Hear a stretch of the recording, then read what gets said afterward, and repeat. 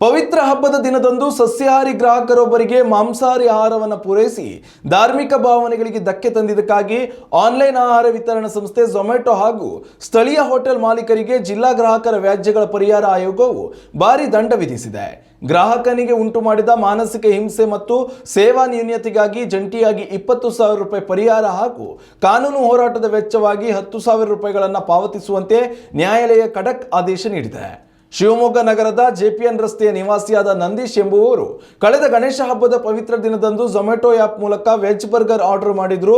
ಹಬ್ಬದ ಪ್ರಯುಕ್ತ ಸಂಪೂರ್ಣ ಉಪವಾಸವಿದ್ದು ಪೂಜೆ ಮುಗಿಸಿದ ನಂತರ ಸಸ್ಯಾಹಾರಿ ಆಹಾರ ಸೇವಿಸುವುದು ಅವರ ಉದ್ದೇಶವಾಗಿತ್ತು.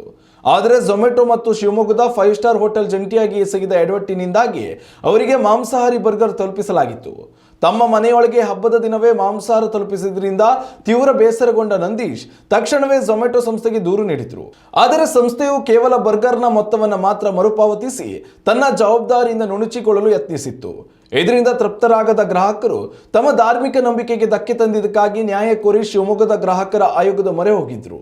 ದೂರಿನ ವಾದ ಪ್ರತಿವಾದಗಳನ್ನು ಆಲಿಸಿದ ಆಯೋಗದ ಅಧ್ಯಕ್ಷರಾದ ಟಿ ಶಿವಣ್ಣ ಹಾಗೂ ಸದಸ್ಯ ಯೋಗಾನಂದ ಬಾಂಡ್ಯ ಅವರಿಂದ ಪೀಠವು ಹಣ ಮರುಪಾವತಿಸಿರುವುದರಿಂದ ಗ್ರಾಹಕರಿಗಾದ ಮಾನಸಿಕ ಆಘಾತಕ್ಕೆ ಪರಿಹಾರ ಸಿಗುವುದಿಲ್ಲ ಎಂದು ಅಭಿಪ್ರಾಯಪಟ್ಟಿತು.